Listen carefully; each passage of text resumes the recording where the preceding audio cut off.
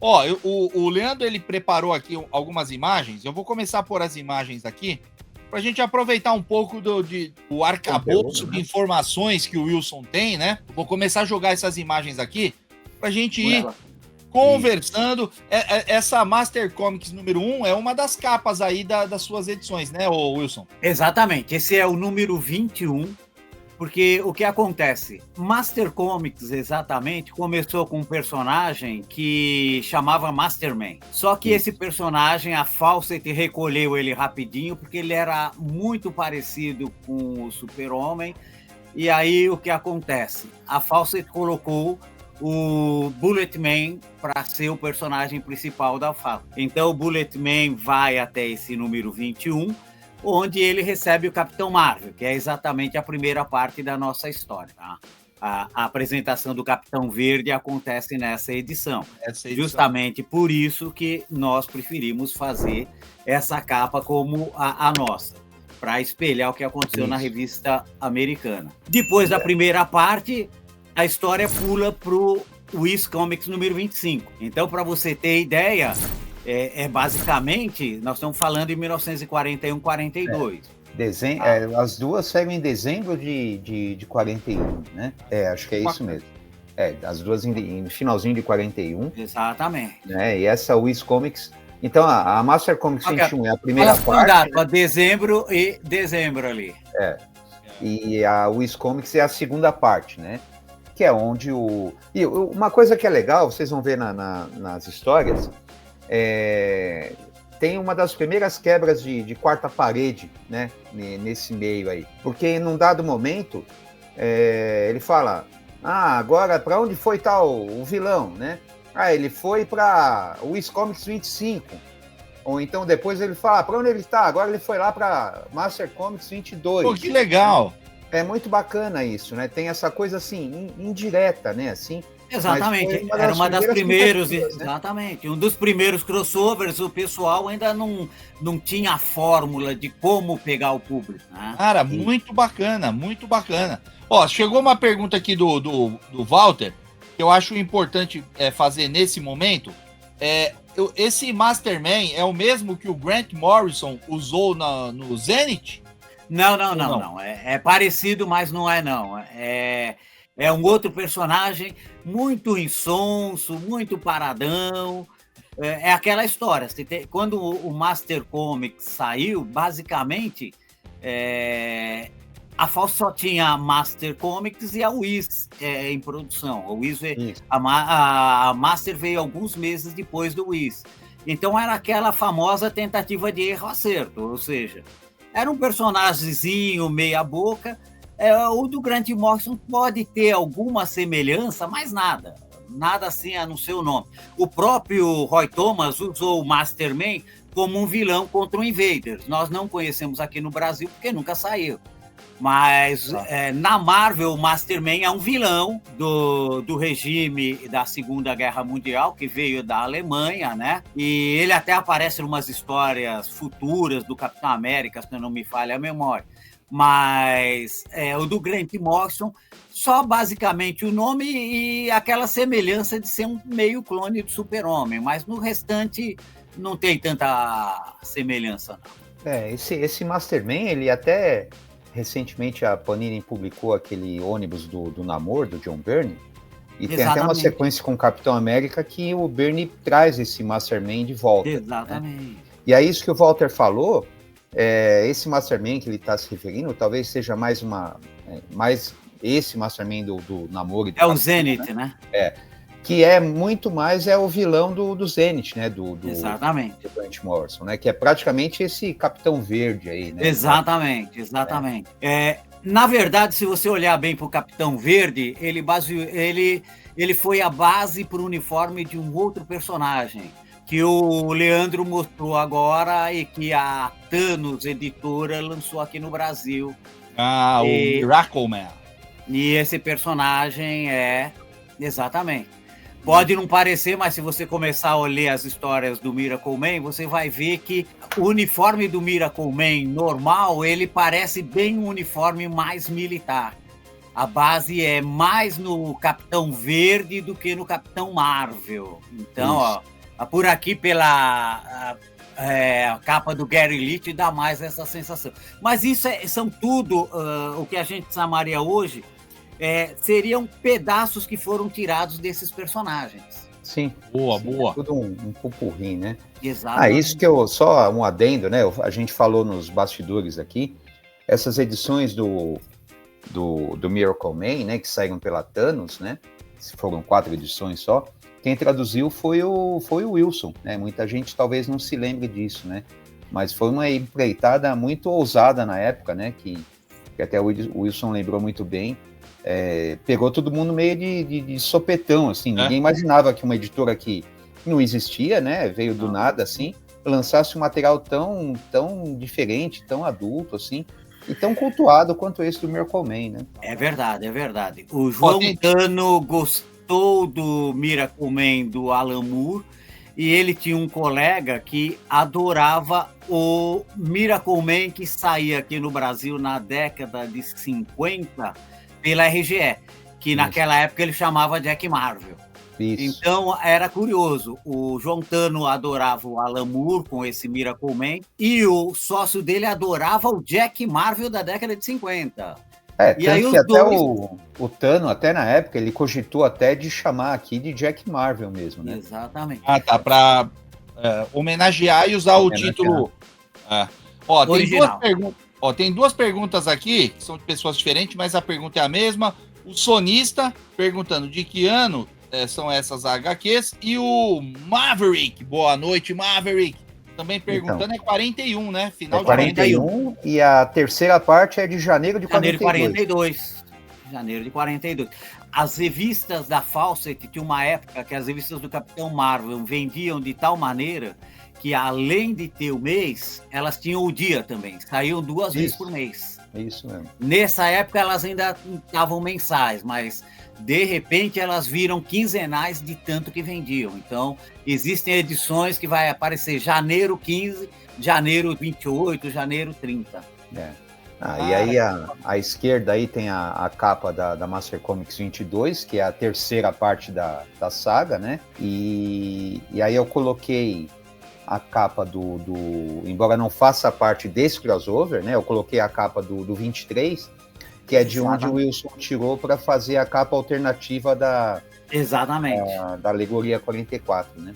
Então, você tem diretamente nas 2 edições a capa do 21, 22, 23 e 20, e do Wiz Comics 25. Isso. E isso é uma curiosidade, porque a Fawcett sabia o que eles estavam fazendo na época, porque eles já anunciam o crossover no Wiz Comics 21. Antigamente, as revistas eram produzidas com 3 a 5 meses de antecedência. No caso do Master Comics, o desenhista que ilustra as capas e ilustra dentro era o Mark Raboy. Se você puser o Mark Raboy e uma tartaruga do lado, a tartaruga não desenha tão bem como ele, mas era mais rápida. Então o pessoal dava pro Raboy assim um lead time gigantesco. Então 5 meses basicamente antes do crossover, quase, as edições já anunciavam que o crossover ia acontecer. Então, até historicamente, é bom frisar que os Estados Unidos não tinham entrado ainda no conflito, oficialmente no conflito, né? Tinham acabado de entrar, alguma coisa assim, né? Acho que eles entraram um pouco mais para frente já para resolver também, né? Eles entraram depois do ataque a Pearl Harbor, né? E o pessoal, quando era criança, eu não conhecia nada disso, aí assisti um episódio do Túnel do Tempo e finalmente eu entendi o que era Pearl Harbor e daí para frente. Um dos meus episódios preferidos até hoje. Tá vendo a TV e os quadrinhos educavam, bicho. As séries do Irving Allen ensinava alguma coisa pra gente. Agora essas séries de hoje em dia aí, só coisa que não presta. Calma, merda! Muita gente nem sabe disso, né? Que você tem um encontro aí com uma galera, né? O que acontece é o seguinte, eu e alguns colegas fãs de quadrinhos aqui da capital, aqui em São Paulo, a gente se reunia toda semana, antigamente na Devir. Depois que a Devir mudou de endereço e fechou a sede dela onde o pessoal se encontrava, nós passamos a nos encontrar no shopping. Isso foi antes da pandemia. Depois da pandemia, nós passamos a fazer lives e de tempos em tempos a gente se reúne de novo de 15 em dia no shopping e bate um papo de quadrinhos, cinema, até política, o que surgir. Ó, o Quiet True falando que a Era de Ouro era 8 ou 80. Tinha bizarrices como Fletcher Hanks, A.G. Peter na Mulher Maravilha, entre outros. Aí, ó. Tava todo mundo aprendendo na época também, né? Como é que fazia, né? É que existe também uma questão de mentalidade das pessoas que liam e das pessoas que faziam. Nós temos que lembrar que hoje a gente tem internet, a gente tem isso de tecnologia. O pessoal não tinha nada, o pessoal tinha o quê? Só cinema. O pessoal tinha cinema e quadrinhos. Outra coisa, não tinha guia para você fazer. O que o pessoal conhecia era o quê? Tira de jornal e a imaginação. Você fala do Fletcher Hanks, ele era um cara meio doidão. Mas ninguém fazia história como eles, ou o Basil Wolverton, valia tudo. E é isso que tornava a Era de Ouro e a Era de Prata, e até quando nós chegamos na Era de Bronze nos anos 80, tão interessante. Sim. A imaginação ainda dominava. Hoje, tecnicamente, quando um cara faz quadrinhos, o cara está escrevendo qualquer história, ele pensa mais na lógica, mais na tecnologia, do que de deixar a imaginação rolar. Hoje, acho que ninguém conseguiria escrever Alice no País das Maravilhas, ninguém conseguiria fazer essas obras que a gente adora, por quê? Porque valia tudo, o cara inventava as coisas só pensando em contar uma boa história. Hoje você pensa se a história tem nexo, se a história vai ter um começo, meio e fim razoáveis. Não. O cara escrevia a torta direita. Depois também, verdade seja dita, né? Hoje em dia a gente fala de quadrinhos e tudo tem um aspecto mais adulto, mais maduro, né? Mas a grande verdade, o que é? Quadrinhos começou sendo dirigido para as crianças, para a molecada, para a garotada. Daí o nome que usaram tão bem nos Estados Unidos, que é comic, né? Geralmente eram os quadrinhos de humor que deram a ignição e tal, depois surgiram os quadrinhos de ação, de aventura, e aí vai. Mas, basicamente, o público destinado para os quadrinhos, o público que os quadrinhos queriam atingir era o público infantil, né? Então, hoje a gente fala, pô, mas cada história é mais sem pé nem cabeça, que coisa bobinha, ingênua e tal. Mas, cara, não tinha... O que a gente conhece hoje foi amadurecendo no decorrer das décadas, né? Então, isso foi um processo muito longo, né? Então, quando você pega esse material clássico dos anos 40 e 50, principalmente, era tudo muito lúdico, né? Tudo muito simples, né? Mas aí é que reside o charme dessa época toda. Não é à toa que a gente chama de Era de Ouro, né? Que aí foi a gênese, né, do gênero de super-herói, praticamente, né? Foi aí que começou tudo, né? E muito do que a gente vê dos quadrinhos hoje não seria nada se não fossem essas histórias, entre aspas, bobinhas, né? Que a gente vê, né?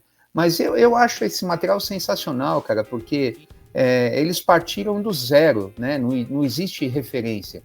Hoje, né, grandes histórias, grandes marcos aí e tal, é tudo coisa requentada, né, de décadas passadas, né? Hoje é dificílimo você criar uma história nova, né, completamente inédita, né? Enquanto que naquela época eles partiram do zero, ali foi o começo de tudo, né? E olha, você vê como é interessante, essa revista que o Leandro está segurando, ou seja, o Miracle Man, é exatamente a revista que tecnicamente faz essa união do que era considerado ridículo e o que era considerado moderno. Lembra exatamente, que o Alan Moore transforma o que era ridículo, o quê? Numa espécie de sonho para os heróis, isso, para que justificasse tudo o que existia antes de você começar a fazer o que a gente conhece hoje como Miracle Man. Hoje, como isso foi reprisado e o pessoal conhece agora, no século XXI, a gente não sabe o impacto que isso causou. Mas na década de 80, quando o Alan Moore fez isso, o impacto foi avassalador. Tudo que a gente conhece de Vértigo, de quadrinho adulto, saiu basicamente do Miracle Man. Porque o próprio Miracleman fala, essas histórias eram ridículas, como é que era possível isso? Então, o que acontece é que o Alan Moore tinha essa visão, você não pode jogar fora o passado. Você tem que pegar e entender que existia uma situação naquela época, um jeito de pensar naquela época, que você tem que adaptar para quem está lendo agora, para quem tem que ler nesse momento. E o Miracleman é o exemplo disso. O avanço dos quadrinhos hoje, para se tornar moderno, a realidade é que nos Estados Unidos não chama mais comics, chama flop. Hoje, quando você pega uma revista em quadrinho americana, eles chamam de flop. Por quê? Porque tá se tornou moderno. Né? Não vende mais. Não, é que realmente o pessoal tentou dar uma roupagem moderna. Aí não vende mais. Eu gostava que muita gente nem vai entender de onde vem esse flop, né? Mas vinha dos flop disks, né? Da informática, que eram os disquetes flexíveis, né? Que pareciam um disquinho de vinil, né? Aquele flexível, né?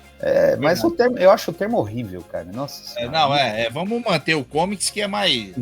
Pô, flop fica muito na cara que tá flopando os quadrinhos americanos agora. Pô, não faz isso, não. Não se inscreveu ainda? Tá perdendo tempo, se inscreve agora! E eu deixo, dicas de vídeos mais antigos do canal, me ajuda aí. Assista um desses vídeos, deixa um like lá também. Sem mais delongas, fui!